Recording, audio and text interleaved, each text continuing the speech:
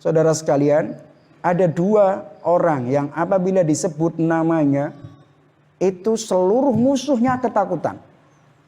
Pertama Imam Ali bin Abi Thalib.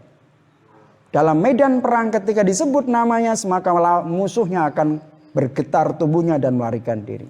Bukan hanya di saat hidup, bahkan waktu wafatnya, sampai mereka ketakutan menyebut nama Imam Ali bin Abi Thalib.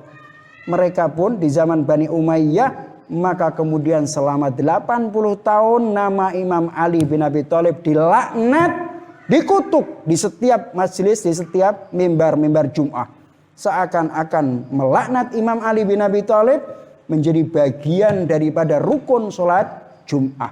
Seakan-akan sholat Jum'ah tidak akan sah sebelum melaknat Imam Ali bin Abi Thalib.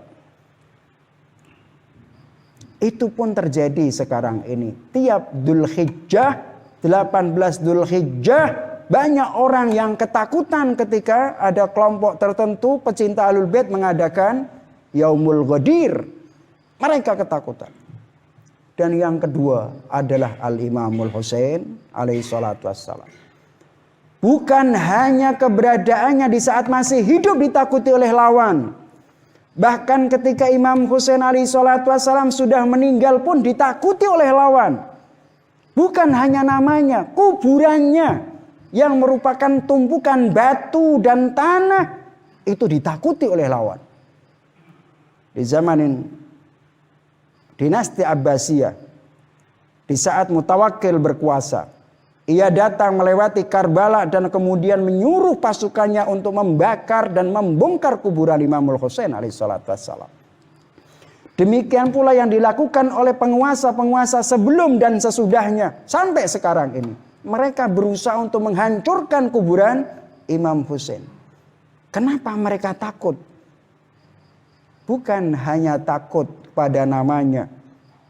Bukan hanya takut kepada keberadaan Imamul Husain, tapi takut terhadap kuburan Al-Imamul Husain. Mereka yang takut sebenarnya adalah orang-orang yang zalim, orang-orang yang penindas, karena khawatir pengikut-pengikut Al-Imamul Husain alaihi salatu wassalam akan bangkit. Di Indonesia bukan nama Imam Husain saja yang ditakuti.